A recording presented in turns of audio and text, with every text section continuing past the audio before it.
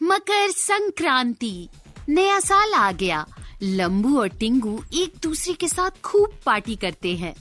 ए टिंगू, इस साल तो हमने खूब ऐश की। अब अगला प्लान कब का है?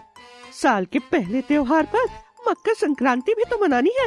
खूब पतंग उड़ाएंगे, ऐश भी करेंगे और साथ ही साथ पैसे भी कमाएंगे। वाह, अब तो प्लान क्या है अगला? ऐसे नहीं, तुम हर बार गड़बड़ कर देते हो। पहले इसके लिए पोंगल बनाना पड़ेगा, तो शुरू हो जाओ। लुंगी डांस के लिए तैयार है। मेरे साइज की लुंगी भी तो मिलनी चाहिए। दोनों जोर जोर से हंसने लगते हैं और ट्रेन में बैठकर चेन्नई आ जाते हैं। वहाँ के एक गांव में दक्षिण भारतीय कपड़े पहनकर पहुँच जाते हैं। सब लोग नाच गा रहे होते हैं, सूर्य की पूजा कर रहे होते हैं। लंबू का ध्यान बस खाने वाली टेबल की तरफ ही जाता है। लंबू रुक जाओ, अपना ध्यान मत भटकाओ। आओ पहले गांव वालों के साथ दोस्ती कर लेते हैं। टिंगू और लंबू गांव वालों के साथ तालाब किनारे पहुंच जाते हैं। सब लोग एकदम सफेद लुंगी पहने हुए हैं, एकदम प्रसन्नचित्त दिखाई देते हैं। कुछ लोग अपने बैलों को लेकर आते हैं और उनको तालाब में स्नान करवा रहे होते हैं। आप क्या कर रहे हैं बैलों के साथ? अरे भैया, हम इसे पोंगल के लिए तैयार कर रहे हैं। लंबू, मुझे लग रहा है यहाँ तुम अपना थौर जमा सकते हो। तुम एक साथ 3 बैल संभाल लोगे, मैं सबको बता देता हूँ। लेकिन प्लान क्या है? प्लान ये है कि आज हम ठगी अलग तरीके से करेंगे। लोग तुमको प्यार भी देंगे, हम सात्विक तरीके से इनके साथ त्योहार भी मनाएंगे, पूरा खूब एंजॉय करेंगे। ऐसा इम्प्रेशन जमाएंगे कि सब हमारे साथ खूब एंजॉय करें और हमें गिफ्ट भी दें। ऐसा होगा? बिल्कुल होगा। तुम बस जाकर 2-3 बैल और गाय को एक साथ नहलाओ। आसपास कुछ बैलों के सर पर फूल माला पहना रहे होते हैं, तो कुछ उनके शरीर पर सुंदर फूल के डिजाइन बना रहे होते हैं। कुछ लोग दूध को एक मटके में भरकर खेतों में ही आग जलाकर उस पर रख देते हैं। तभी लंबू एक गाय और एक बैल को लेकर तालाब में उनको नहलाने ले जाता है। नहा लो, आज पवित्र दिन है। लंबू को गांव वाले दूर से ही देखकर खुश हो जाते हैं। उनमें से एक जना टिंगू के पास आकर बातें करने लगता है। कौन है इतना लंबा आदमी? ये भगवान का कलयुगी अवतार है। और आप कौन है? मैं एक मैसेंजर हूँ, बतख हूँ।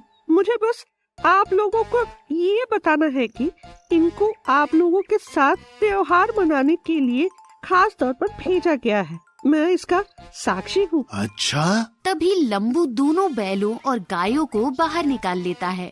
वो दोनों के शरीर को पूंछकर उस पर फूलों का डिजाइन भी बनाने लगता है। आसपास के लोग इतने लंबे आदमी को देखकर उसके चारों तरफ इकट्ठे हो जाते हैं और खुसुर पुसुर करने लगते हैं।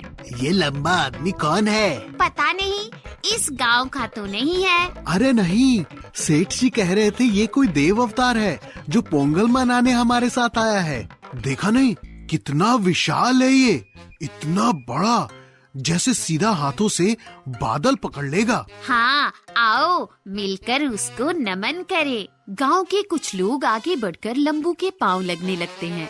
लंबू को कुछ समझ नहीं आता। वो टिंगू की तरफ देखता है। टिंगू जोर से आंख मार देता है। लगता है ये टिंगू का कोई प्लान है ये। खैर मुझे क्या, सम्मान ही तो दे रहे हैं सब। और लंबू सबको आशीर्वाद देने लगता है और वो गाय और बैलों को तैयार कर देता है। अब ईश्वर के अवतार आदरणीय लंबू महाराज 2 शब्द बोलेंगे। देखिए, हम सब प्रकृति पूजक हैं। पिंगल के दिन सूर्य अपनी पूरी चमक के साथ ऊपर आ जाता है। हमारे देश में फसल की कटाई होती है। कुछ लोग पतंग भी उड़ाते हैं। हमको भी इसको बड़े पीवीआर के जैसे मनाना होगा। अब सब गांव वाले उसकी जय जयकार करने लगते हैं और शॉल, खाने पीने का सामान और भी बहुत से गिफ्ट देने लगते हैं। देखो, मैंने कहा था ना कि आज सब तुमको सम्मान देंगे और गिफ्ट भी। हाँ, तुमने सही कहा था टिंगू। मैं तुम्हारा आभारी हूँ। इतना सम्मान तो मुझे पहले कभी नहीं मिला। मेरा मन कर रहा है कि हमेशा के लिए यही बाबा बनकर रह जाऊं। ऐसे सपने में भी मत सोचना। बस खाओ पियो और ये बोल देना कि दूसरी जगहों पर भी जाना है। प्रभु का आदेश है। लंबा रुकोगे तो फंस जाओगे। ठीक है टिंगू। फिर सब लोग लंबू के साथ मिलकर मटकों में खीर बनाते हैं। दूध के उफनने पर सब खुश हो जाते हैं। साथ ही कुछ औरतें आसपास गुड़ की चाशनी बना रही होती हैं। आह, कितना आनंद आ रहा है। फसल की कटाई भी हो गई और इतने सिद्ध पुरुष हमारे गांव में आ गए। हाँ, आज सचमुच हमारे लिए बड़ा दिन है। पोंगल ऐसा ही होना चाहिए। आसपास बहुत खुशी का माहौल है। सब पत्तल लगा देते हैं जिसमें चावल, संब्र, खीर आदि परोसे जा रहे होते हैं। लंबू भी उस लाइन में बैठने ही वाला होता है कि सरपंच आ जाता है। अरे गुरुजी, आप यहाँ कहाँ बैठ रहे हैं? आप हमारे साथ ऊपर आसन में विराजिए।